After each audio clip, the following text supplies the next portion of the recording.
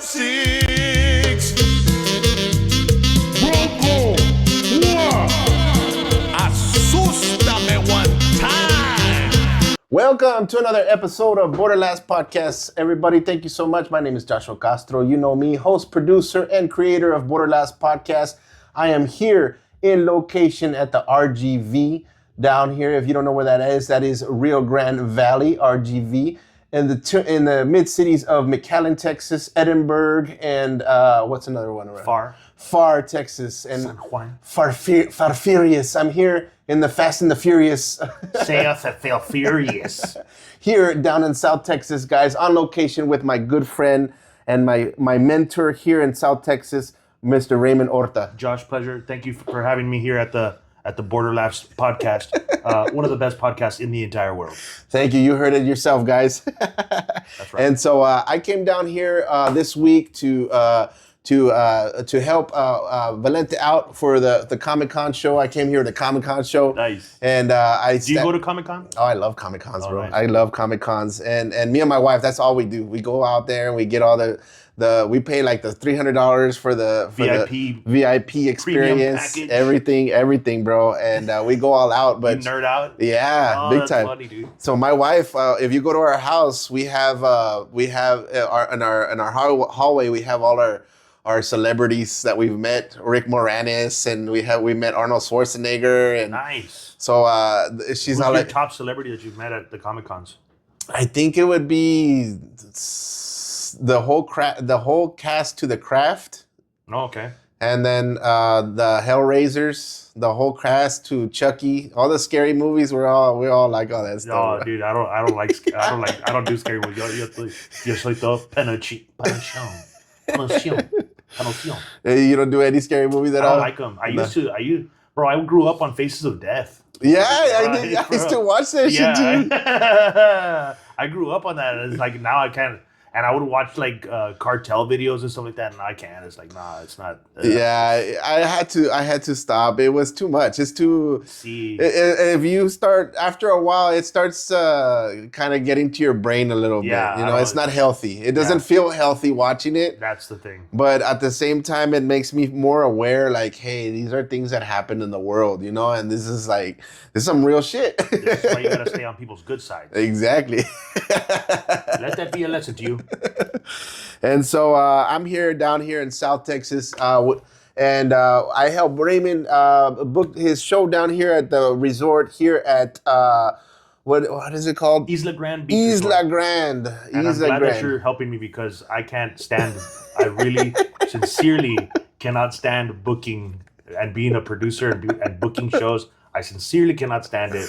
I hate it. I can confidently say I hate dealing with other comedians' drama and egos. It gets frustrating, and we've been doing it for so long, and like I do it in Austin, you do it here, and I've been booking since I started comedy. You know, like bro, when people call you and tell you, like, hey, do you have a spot? Like, hey, I have a feature spot. Oh, I don't feature, I headline, bro.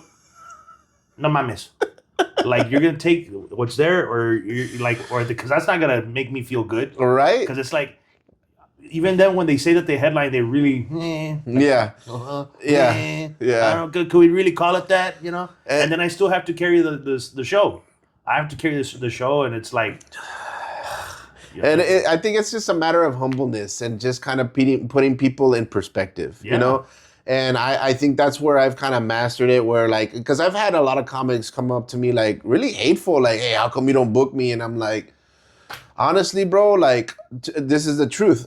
I've never seen you. I've never heard of you. Yeah. And that's just on the truth. And even if I had heard of you like that, these are different rooms that have different complexities to it. Big time. So those are the things that you have to take in consideration, is that like, okay, let's say you do have 30, but is it enough 30 minutes to keep people rocking? Are they gonna keep drinking while you're doing your joke? So those are the things that we have to worry about as producers, because guess what? The headliner calls in, the feature calls in, who's making up for that time? Yeah. The person who's putting on the show. Yep. And that's what a lot of young producers that I try to do and try to teach in Austin is like, hey, these are things that I've learned from others, and I'm just trying to pass it down. It's not that I don't want to book you. It's not that I don't like you. There's nothing personal about it. It's a matter of experience and where you need to get to. And one of the biggest things that I ask comics when they ask me to do my shows, they say, hey, how can I get on your show? And I ask them, well, when's the last time you were booked?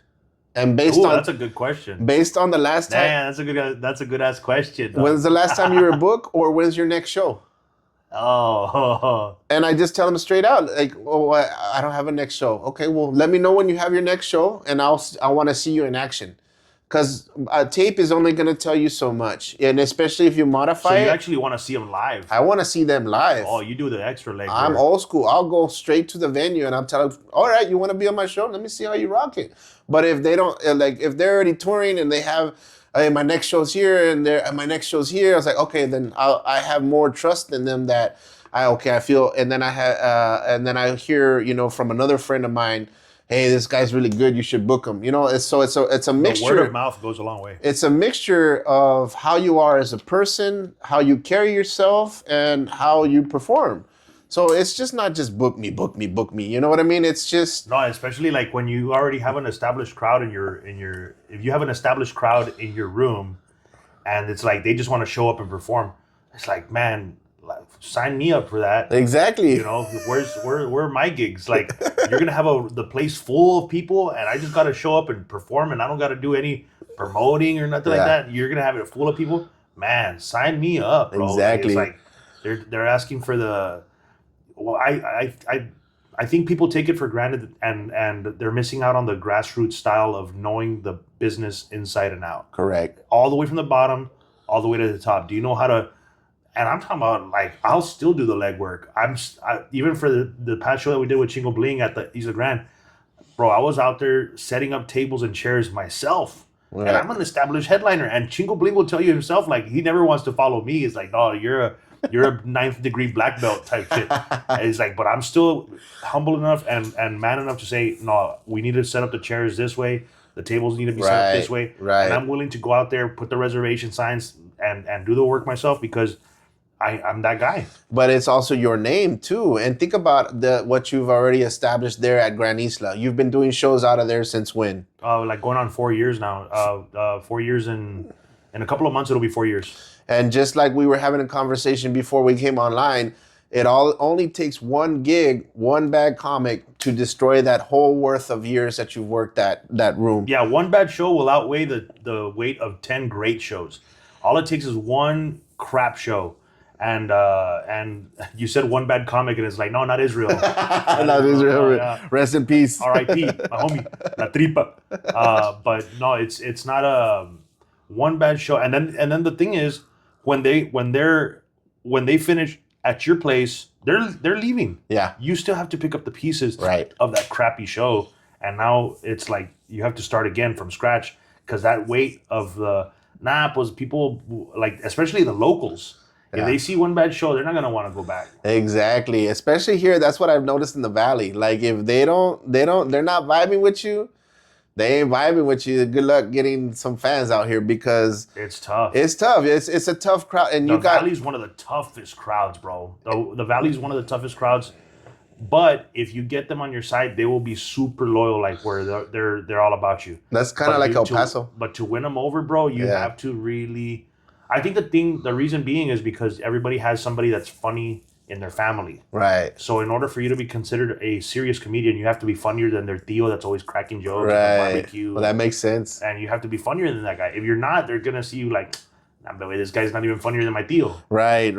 And that's a great point because it's like very family orientated. This is how the culture works here down south, and then you have so many things that are also not comedy related that are other things going around in the city. Like, I don't want to go to a comedy show on Bronco 956 is performing like that. Like, you know what I mean? Oh, dude, Bronco 956 is a gem. Exactly. I did a show. We did a show with him last year for Mother's Day, and he doesn't do comedy, but we had him there as a special guest. Right. And we had him dance with some old ladies that were there for a Mother's Day show. Y no me la viejita se le mojó toda la concha, güey. Like, man, and she was just like, and he brought her on stage and started dancing with her. And so, oh, bro, that lady was, And she was for so happy. for my followers who don't know who Bronco 956 is, Google him. He is on. He will pull up. You'll get to see the man, the myth, the legend. Bro, Bronco 956. I feel in my loins that he's gonna record a sex tape soon. I feel, and it's not even gonna be good. Like he's gonna climax quick, son. He's gonna climax quick. You do that.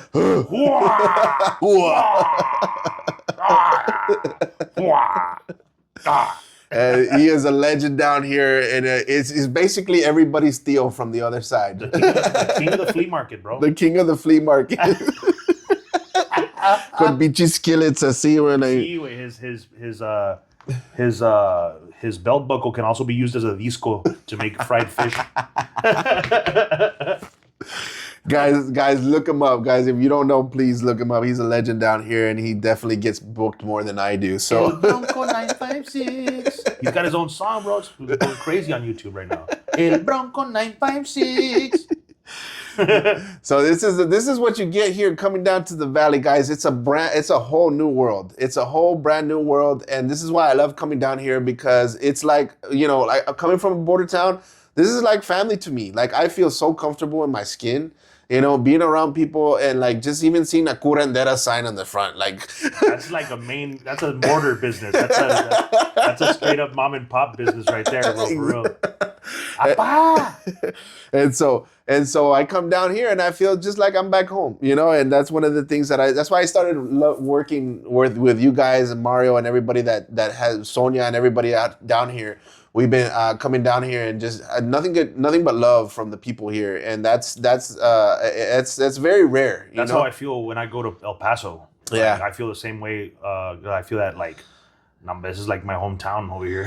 yeah, and that was funny because my friend's wife that had saw you. I think I remember that night we did El Paso back about January. Yeah, and that was the first time one of my best friends, who's a firefighter, his wife had saw Raymond, and I had never seen them laugh so hard, at one of his shows. And I'm watching this. This is in El Paso, right? This is in El Paso. I'm glad that you're saying that, because there's some people that say like, "Nambe, Raymond's only good in the valley." Bro, no, it transcends. There are a lot of similarities in the jokes that probably wouldn't work up north, maybe, but that's a struggle that we all work as bilingual comedians.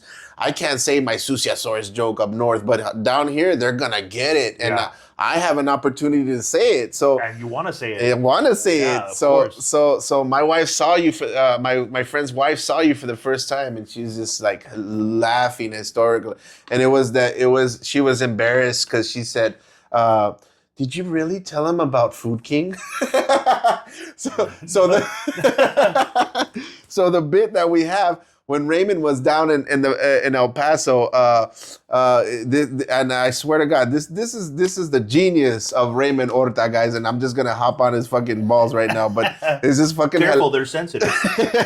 And this is the damn truth, man. When we're driving down in my barrio, Central El Paso. We're driving around like, hey, what's going around here in El Paso? What's there to do? And I'm giving them random facts about El Paso. I was like, well, one thing we don't have is we don't have HEB. He's like, what? You don't have any HEBs? What the hell's wrong with you? And so this became a bit as we're driving, we see the ghetto HEB that we have. I was like, we have Food King. Bro, and that same night, I swear to God, that same night, Raymond went up on stage and he did that bit, and that bit hit so hard. Slammed it. So hard. I was just like, and it touched a nerve in El Paso, because everybody in El Paso knows that they have a ghetto Food King. Everybody knows, and you called it straight out. You called it, Gacho. That's the ghetto part. Yeah. Everybody. The timing of it was brilliant too. Ponchi was just like, dude, when'd you come up with that joke, bro? And I was just like, just today. Like we just drove by Food King. And I saw it, and I just came up here and talked about it. He's like, dude, it seemed like you had been working on that joke, like crafting it, but it was the timing of it. Because I go, when I go, hey, just stop by at HEB real quick. Oh, we don't have HEBs. And it's like, and I go, what do you mean you don't have HEBs? And he goes, oh, don't worry, we have Food King.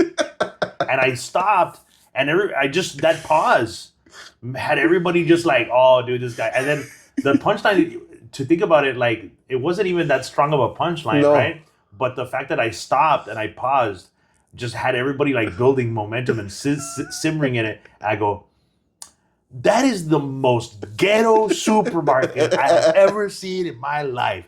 And bro, the people went nuts, and I started making fun of the like, you'll come for the palo azul, but stay for the cockfights. Like, no manches, güey. Those were the punchlines that hit the hardest. The inflatable tube man, bro. The inflatable tube man que está todo ahorita. Come on in if you want. I guess. Come on in. Does wonders for your banana bread. Yeah. You guys want to buy some rotten bananas? They'll do wonders for your banana bread for your I'll Cry in the Barrio program. Bro, come on. That joke hit so hard, man. And that's where it goes, like, the border towns transcends, because I think if that Barrio outcry, nobody's gonna get that up. Nobody gets hit up for banana bread sitting in the middle. This is Hustle Town City, baby. We fucking hustle. Bro, one of the things that I forget in El Paso, bro, and we talk about, Hustle Town City of Houston. Bro, I'm at a bar in El Paso. I'm just there, not even for comedy. I forget my element. I'm from here, and then I feel like a tourist sometimes. And then we're there talking with me and my friend, and then un señor aquí comes over here. ¿Quieres asadeo cheese? Like, he's selling it like on this, like. What's he selling? Asadeo cheese. ¿Quieres queso? Asadeo. Is that like the queso fresco? Yeah. It's kind of but it's the asadeo where you put it in a tortilla and it's real stringy. Oh, like queso fundido? Yes. Ass cheese. Talking about ass cheese, queso fundido. Bro, people sell it. You're literally at a bar and people they'll sell it there. They'll come out like, ¿quieres un queso? Is it hot? No, it's cold. It's like, okay, so it's just the cheese that they use to make that. Yeah.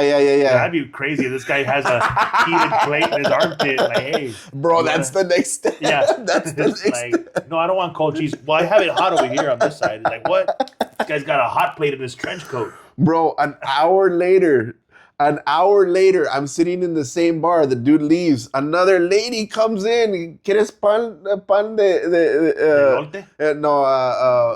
sweet bread? Sweet bread. She's selling sweet bread. Bro, that's the best. We have this guy that would cruise around the city where I'm from with a van with a back all full of pan dulce, like a straight up, like, smorgasbord. Yeah. That's a big word. That's a big ass word, guys. Un smorgasbord of pan dulce, and he's got that little speaker. El panadero con el pan. El panadero con el pan. And the guy's just cruising through the neighborhood, and it's some of the best sweet bread you ever had in your entire life. And it's all in the neighborhood. You know what's crazy?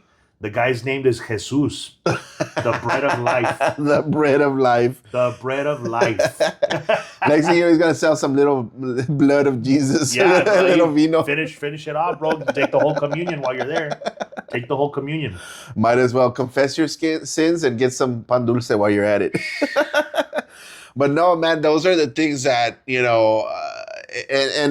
those are the things that. What's the most random thing that you've ever bought from a parking lot in El Paso? Shit. Jewelry, like a little. What about tamales? You ever bought tamales? Nah. No?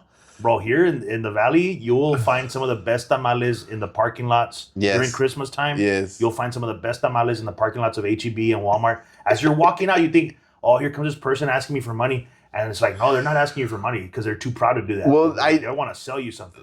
I did the joke that I came up with where we're selling where I found the best place to buy tamales was a Walmart parking lot. Yeah. Sold in a H-E-B, sold in a drug deal gone bad in the back of a trunk from a lady. That happens legit. Yes, and so that joke didn't happen to me in Austin. Actually, that was where was I when that happened? San Antonio, maybe. San Antonio, yeah, it was San Antonio where I bought it like at a little tiendita that was 99. They would also sell corn, like elote, and in a cup. Yeah, well, where I grew up in El Paso, the streets that I grew up, there's a little elote man that used to come by. Oh yeah, and he used to do it old school. He had a whole bucket for the white elote, and he would stick it, and then he had his own little thing right there, and I was like, man, how the fuck this guy's like legit, and his corn was like the best, bro. Nobody touches it. No, the best. Till this day, I have yet to taste the same corn. That's some fucking battleground shit right now. So you got to taste some of the valley corn down here. I want to see like how it stacks up against that, man. Because there's a dude that'll sell. I don't know if he's there, but like you know how we have now down in the valley, we're sophisticated. We have HEBs, not like you guys in El Paso don't have HEBs, but we have HEBs and we have HEB pluses. Yes. So the HEB plus is like where the high sophisticated people go. There's HEBs that are regular, and then there's ghetto HEBs that are kind of like a step above Food King, but not as ghetto as Food King. But they're still ghetto HEBs. Where it's like, oh, well, outside those ghetto HEBs, you'll often find a guy like in a food truck style, not necessarily an enclosed food truck, but like kind of like a trailer with a roof on it. Right. And this guy has a barbecue pit on it, and he'll make elote on the barbecue pit. Wow. And it's like. It's really you good. can't replicate it. There's a couple places here that I still want to try out that I know that they have some good stuff out What's here. What's one of the spots that you've been wanting to try? I don't know. I haven't. I need to know. Have you ever had tried Starlight Burger? Starlight, no. I proposed to my wife there, dude. I'm gonna Starlight Burger. Starlight Burger. You gotta write that down. Starlight Burger. And there's a couple of them in the valley. Like there's 4 of them that I know of in the valley. There's one in Edinburgh, one in McAllen, one in Sullivan City, and one in Rio Grande City. Yeah. The one in Rio Grande City is the best one. But Okay. It's super far away. Yeah. The one in McAllen is where I proposed to my wife at. So that is my next trip, guys. This is comedy culture comida. So now I know. You gotta try Starlight, dog. I gotta try Starlight. I'm gonna do that food review over there next time. And it's not like one of those burger joints that's gonna give you like a real thick patty where it's like. No, it's just like kind of like a Mexican Whataburger. It's so good, bro. They give you a little chile on the side. Sí, güey. Oh, otro pedo, güey. So good. That's a real deal. So good. That's a real deal. You'll love it. You'll really. What I like to do, I'm giving you some game here now. Yeah. What I like to do is get the double cheeseburger combo. Mm-hmm. Okay, double cheeseburger combo with a chili cheese burrito. Jesus. On the as a like a side dish, right? Because then you'll get your fries from the combo, and you can dip it in the chili and cheese from the burrito. Oh my goodness. And you'll be saving money at the same time. That sounds like a heart attack waiting to happen. It's lovely, bro. Your heart will thump with glee. I don't know about that, but we'll try it. But oh man, it kind of making me want one right now. Well, that's good to know. Now I know where to go here in the valley, and then I'll get some more suggestions from you. So I'm here for the whole week, here for Comic-Con, like I said, and hopefully get to check out some cool celebrities this week, and then do some comedy shows here. So this Saturday I'll be at El Cine Rey, and then before that I have a private gig at a restaurant down here in the valley. Dang, where at? Is this place called Ciros? You ever heard of it? Yeah. So Ciros is gonna put on a show for the first time. So I think I did a show there once for some lawyers. Oh, really? Really? Yeah, like really? a company Christmas party for some an attorney's office. Yeah. So we're doing there for the first time, and I got to meet the owners today. So they're real nice people. Shout out. How do you handle private parties? Man, so I did my first gig. I did my first 45 at a firemen's association, which was a private gig. And this was El Paso. This my friend hooked me up. How did that go?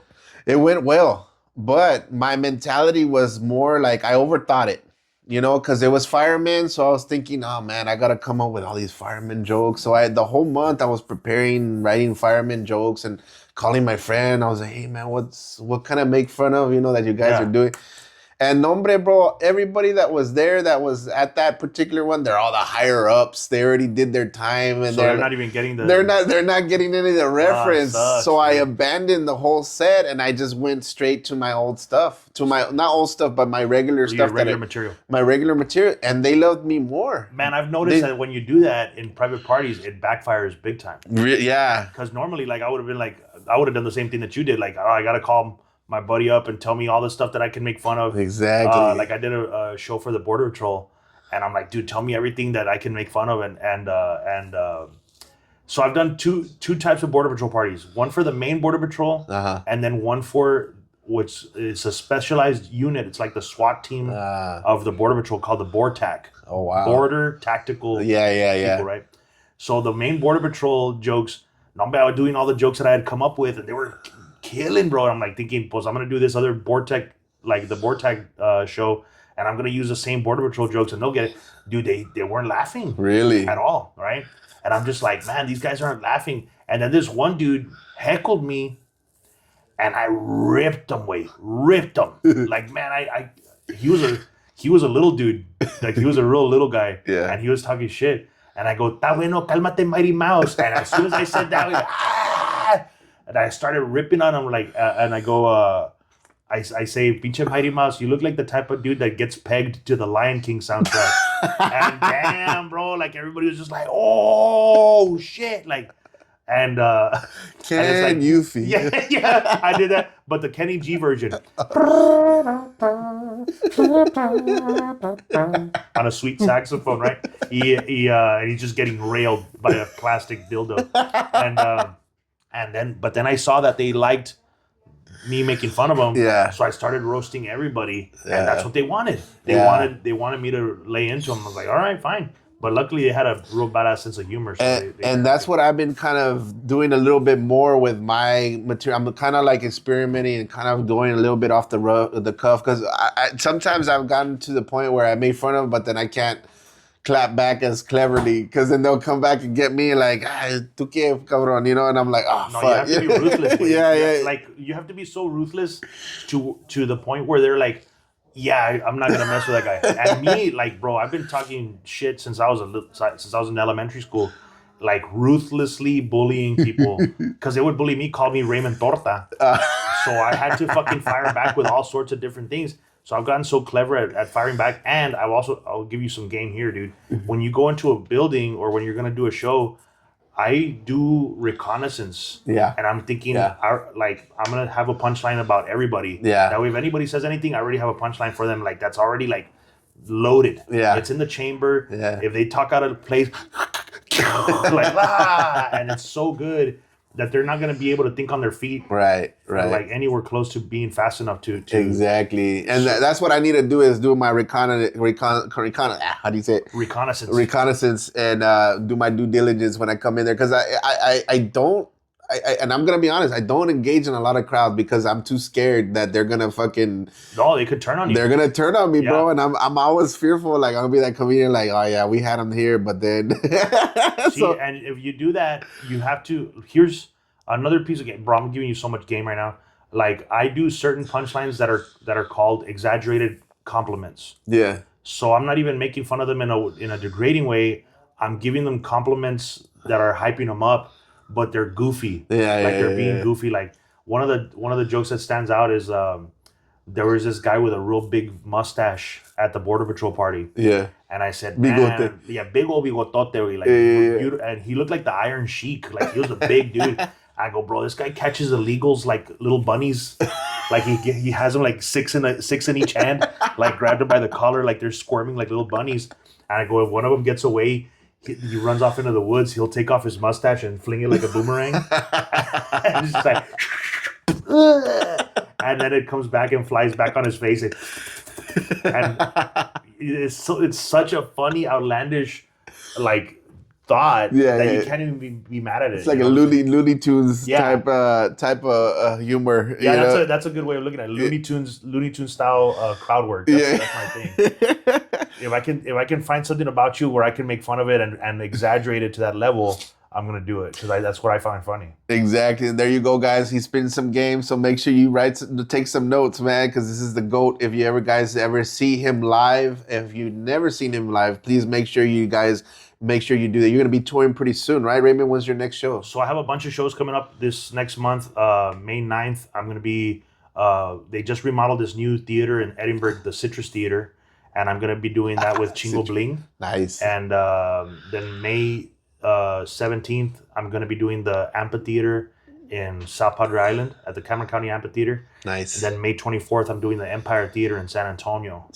And then May 18th, I'm just hosting this one, but I'm going to be hosting the Conjunto Festival in San Antonio with Jaime de Anda. So, that should be fun. Yeah. When is that date? May 18th. That's on a Sunday. Oh man, I don't know if I'm gonna be here at that time. But no, I was just going to I don't know if you know that there's a Conjunto museum here. Yes. Yeah, so I've been trying to go. They're only open Thursday through Saturday, though. So Bro. I'm gonna go check out Freddie Fender's the museum and go check it out. Today, that's all I was doing. One of the guys that's on the Hall of Fame there actually gave me the start in comedy.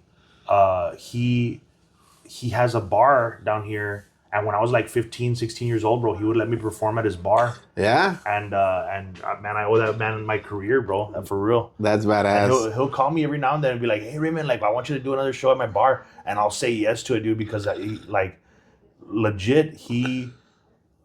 really helped me out on my career. He was the first person that actually showed me that what I was doing was work. Right. Like when I was on stage, because I used to me and his son were best friends in high school. Uh-huh. So when after school we'd go bust tables at his bar, Yeah. and then afterwards he'd give us like $5-10. But after the show, after a while, this guy was bringing in like local bands and conjunto people to jam with him. Yeah. And they were all his friends. And he goes, one time he had the PA system set up, and my friend goes, "Hey, dude, go up there and do some voices and do some jokes." And I'm like, "Okay, cool." And they had left their microphone on, so I just went up there and started goofing off, and I had the whole place laughing. And I busted it like 45 minutes of just me goofing off and like, all right, what do you guys want next? And the different impressions. And at the end of the night, he gives me $50. And I'm like, "What? What are you doing? Like, you gave me too much, deal." And he's like, "No, mijo, like what you did up there, that's called show business. If you work on that, you'll make a lot more money than busting tables. I can assure you of that." So I'm he got that switch in your head, bro. Time, bro, Yeah. for real. That he got to give you that little entertainment bug, and ever since then, the legend was born. Yeah, for real. On the real talk, dude. That's awesome. That's good. And see, I'm discovering all this stuff as I come down here, and I haven't had time to like really like spend time. I'm always here in and out of doing shows, and I don't like to be in a place where I'm not familiar, But like here, that's why I booked a whole week out here so I can, spend time and get to know the valley and get to know more people and out here and spend more time. So there is no place like the 956. For real. So yeah, it's very, very, very entertaining. And the last thing I wanted to talk about before we get out of here, I know we're kind of pressed for time, but I did want to talk about Isreal, our homie Isreal, guys. We mentioned him earlier in the podcast. Rest in peace to our homie Tripa. Up in heaven right now, and he was a comedian that inspired a lot of us, Latino comedians. He's from El Paso, and me and him always had a fight about that. I was like, "Bro, you ain't from El Paso, bro. Quit claiming El Paso. You're from a Tornillo, bro. You and Ralph Socorro Tornillo, get out of my, bro. You're not even from the city, bro." He used to get, You're in the ghetto. You're in the rancho, bro. Yeah. You're in the rancho. Nobody claims that area over there. But no, I just wanted to, because, homeboy, unfortunately, had cancer and he passed away last year, right? Last year? Yeah. So it's already been a while since he's been gone. And so I knew that there was a part of his life that I think you only had a glimpse of, when he came to because I know you're very religious. I know you're very spiritual.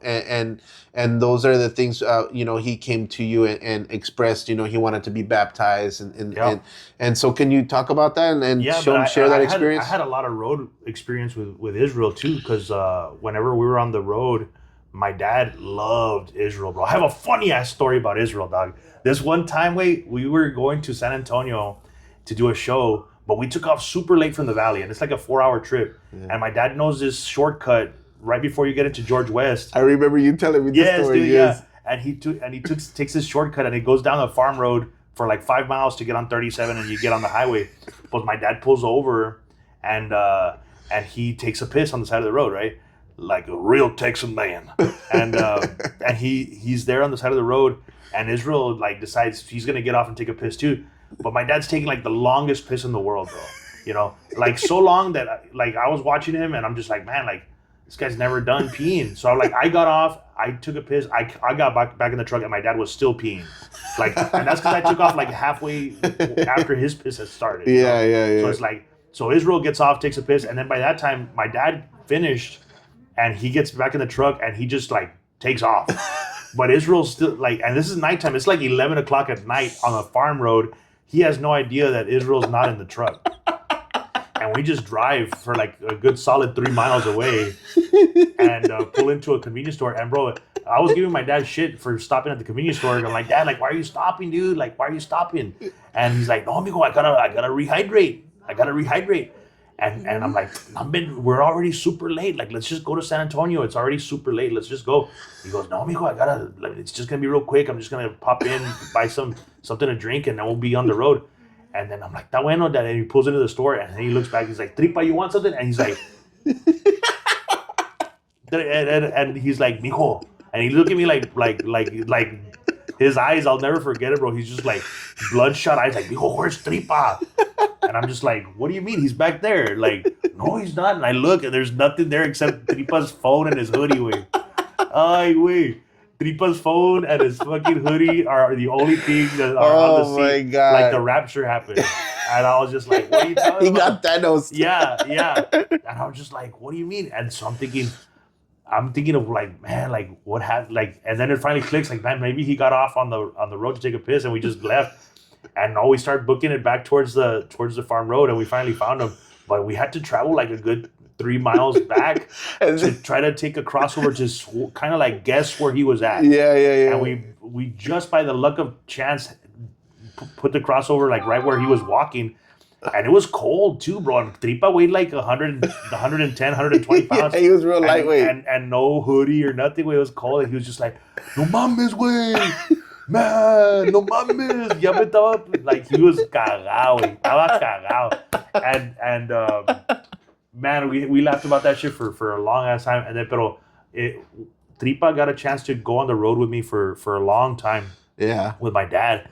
And my dad loved him. Like, Tripa actually got a chance to see some of the greatest shows that I've ever done in my entire life. He was there. Yeah. And he saw firsthand that it's like, no, this guy's different level. Yeah. And we went all the way to Washington. For the people that say, nah, Raymond's only good in the Valley. No, we went all the way to Washington. One of the best shows I've ever done in my life is in the state of Washington. Wow. Way away from home. Wow. And Tripa was there, bro. And in the middle of the show, they come up and give me a weed pin. And they're like, oh, it's legal here. And they're like, yeah, hit it. And I'm just like, and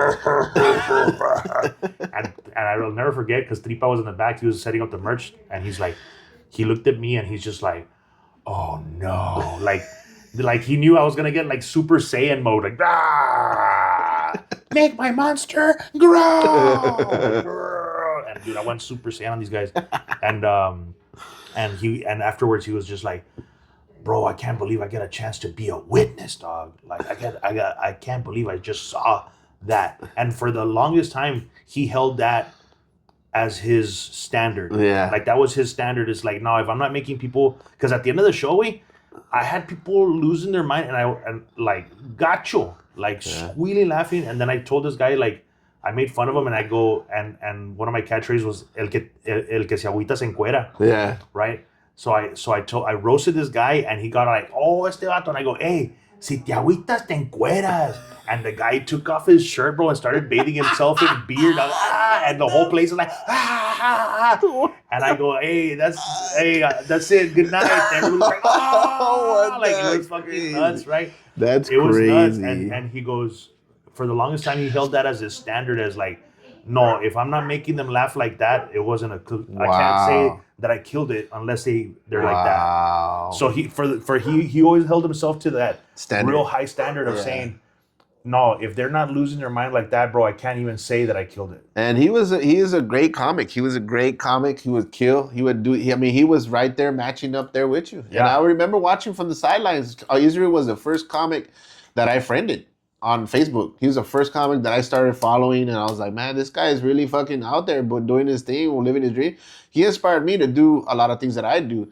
And we had a really good relationship, and he has some good memories with him. I think you have a lot more memories than I do with him. No, she was a road hours, bro. Lots of road hours, and every time I go on stage, I think like I'm always at venues, and I'm just thinking, man, if he was here, he would kill this place. Like, he would do so great. Yeah. And there was times where me and him would challenge each other, because he would always want to do private parties with me. Yeah. And my private parties are real hard. Like, the people that want, people know about this shit. This is an inside joke between me and a very few couple of comics that know. But when people start bombing on stage, I laugh so hard, bro. I love that shit. I love watching it. And so when people start in our business, it's called eating shit, Right, eating right. a plate of dick, right? Yeah. And so I'd be in the back, like kind of like looking at them, and I'd be like smelling the air, like you guys smell that? Oh, somebody's eating a warm plate of dick. Somebody's eating a warm plate of shit right now. Oh, I could smell it, you know, and I'd be like, and I didn't have to say anything. They would just see me going, and they'd be like, this asshole's making fun of me, like while I'm bombing up here. And I remember we did the Border Patrol Christmas party, and Tripa went up there, and he was bombing away, and I'm over here just like, you have to go up there, bro. I put Tripa up in front of the most people that he's ever performed in front of. I put him in because I was working the Jalapeno Festival. Yeah, really. And there was like, I can't remember, there was like 21 or 22,000 people there. Yeah. And Tripa's like, bro, like, I'm like, you're gonna go up right now, dude. You're gonna go up right now and do like a 10-minute set. And he bombed so hard, dude, in front of 22,000 people. No mames. You ready for that heat, motherfucker? Yeah, that's it for me. And then every time I'd go on stage, bro, I would be killing. He goes, no mames, way, how the fuck do you do this? How do you do that? Anyway, but okay, hey. Oh man, good memories, and all we can do is just have those good memories and good times with him. So hopefully he's doing his thing spiritually and watching over us and protecting us, and hopefully we praise to him.